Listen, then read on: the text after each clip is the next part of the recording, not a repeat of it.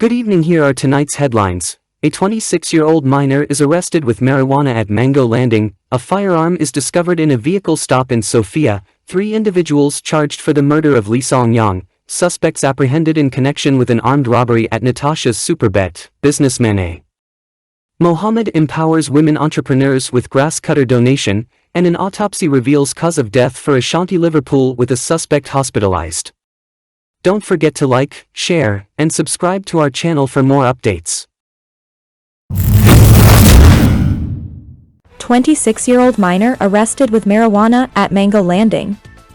In an afternoon police operation at Mango Landing, Region No. 7, Kenford Gordon, a 26-year-old minor, was apprehended for possession of suspected marijuana weighing 52.6 grams. Gordon came under scrutiny during a routine stop and search procedure conducted by law enforcement officers. He was a passenger in a Route No. 72 minibus with license plate number BAD 9554, which was flagged down by the police for inspection. Upon inspection of Gordon's belongings, a haversack in his possession raised suspicions. Subsequent examination of the bag revealed a transparent plastic-wrapped parcel containing leaves, seeds, and stems believed to be cannabis. When confronted with the discovery, Gordon reportedly offered an explanation, stating, "My father fell off a truck, and I borrowed this bag and caught the bus to Georgetown." In addition to the illicit substance, the haversack also contained clothing, footwear, and personal items belonging to Gordon. Following the discovery, Gordon was promptly taken into custody pending further investigation into the matter. Law enforcement authorities continue to uphold vigilance in combating illicit drug activities across the region.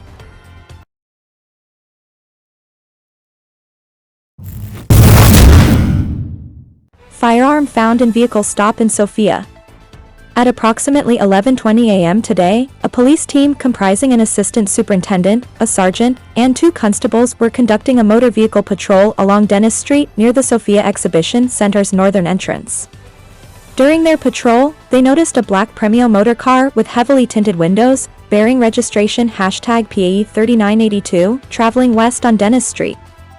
Suspecting something amiss, the officers intercepted the vehicle and observed the driver, identified as Rudy Vandermeer, a 28-year-old taxi driver from Norton Street, Work and Rust, Georgetown, and another occupant, Michael Hopkinson, a 27-year-old unemployed individual residing on Princess Street and F Field, Sofia, seated in the front passenger seat, behaving suspiciously. Upon requesting a search of both individuals and the vehicle for any illicit items, they consented. Subsequently, a search revealed a .38 Taurus firearm with 3 matching rounds of .38 ammunition concealed under Michael Hopkinson's shirt, tucked into his right waist. When questioned, Hopkinson confirmed he did not possess a firearm license. Consequently, he was arrested and taken to the Tukian police station for further processing, along with the vehicle's driver, who is currently aiding the investigation.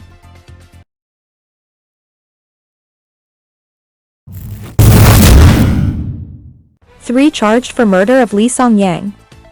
3 individuals have been charged today in connection with the alleged murder of Lee Song-yang, which occurred on March 14, 2024, at Iterangbang Landing, Cuyuni River. Darby Diaz de Costa, Oscar Alcide Scanio, and Pharrell Prince Adelph appeared before Magistrate Faith McGusty at the Georgetown Magistrates Court No. 5 at approximately 10:30 hours. The trio faced the charge of murder in the course or furtherance of a robbery, as stipulated in Section 100(1)(c)(I) of the Criminal Law Offences Act, Chapter 801.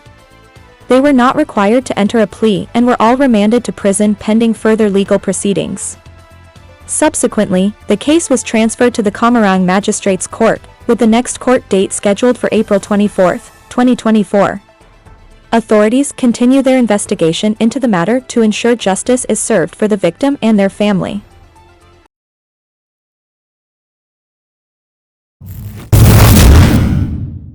Armed robbery at Natashas Superbet, suspects apprehended. Police are currently investigating an armed robbery that took place at Natashas Superbet in Zilug New Scheme, East Bank Essequibo. The incident occurred at approximately 19:35 HRS yesterday, Tuesday, and involved 2 armed men. During the robbery, the suspects targeted both the establishment and individuals present, resulting in significant losses. Natasha Roberts, a 34-year-old businesswoman and owner of the Superbet outlet, was robbed of $109,000 in cash. Additionally, a 20-year-old cashier was relieved of his gold chain valued at $100,000, an iPhone 8 worth $80,000, and a black sports haversack valued at $5,000, totaling $185,000. Other victims included a 34-year-old barber who lost a Samsung Galaxy cellular phone valued at $60,000 and $10,000 in cash, as well as a 42-year-old carpenter who had his Samsung Galaxy phone, valued at $42,000, and a Superbet ticket valued at $3,000 stolen, amounting to $45,000 in total losses. Furthermore, a 34-year-old taxi driver had his iPhone 8, valued at $50,000, taken during the incident. According to inquiries, the suspects, both wearing face masks and one armed with a handgun, entered the Superbet outlet and demanded personal belongings from the victims. They seized the mentioned items, including the day's sales kept in the cashier booth, before fleeing the scene in a navy blue Toyota Fielder wagon. Thanks to the diligent efforts of the police in Regional Division No. 3, 2 suspects have been apprehended, and 2 of the stolen phones have been recovered. The investigation is ongoing, with authorities working to bring all perpetrators to justice and recover the remaining stolen items.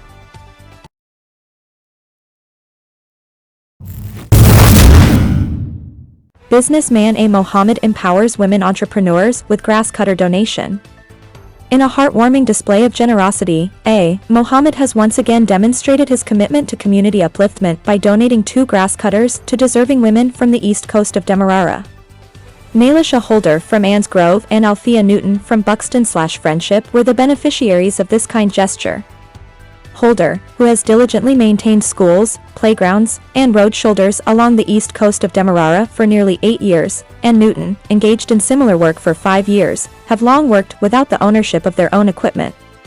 Recognizing their dedication and the need for support, Mohammed stepped in to provide them with new grass cutters to aid in the development of their personal businesses. Expressing his delight, Mohammed emphasized the significance of breaking societal barriers, as grass cutting has traditionally been dominated by men. He was pleased to empower Holder and Newton in a field where women are underrepresented. In addition to the equipment donation, Mohammed offered valuable financial advice aimed at helping the women grow their businesses and manage their finances effectively. Both Holder and Newton expressed their gratitude for the generous donation, promising to use the grass cutters with care as they endeavor to expand their trade.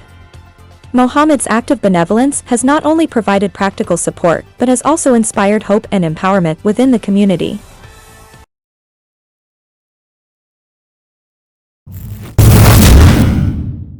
Autopsy reveals cause of death for a Shanti Liverpool suspect hospitalized.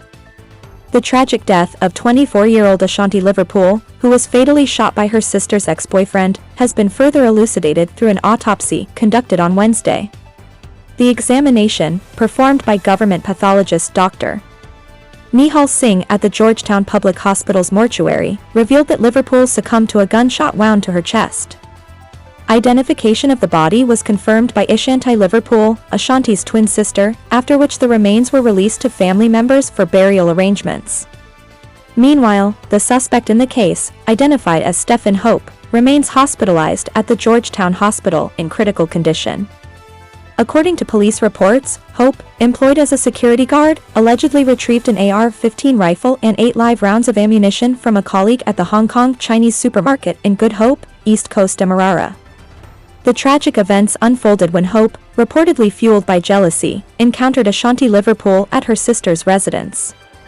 Finding her alone, he inquired about her sister's whereabouts before opening fire, fatally injuring Shanti. She attempted to flee but collapsed in a nearby yard. Following the shooting, Hope fled the scene and subsequently visited another supermarket, the Hongqing Supermarket at Industry Railway Embankment, where he acquired another AR-15 rifle with ammunition. It is believed that he then turned the weapon on himself, resulting in his critical condition.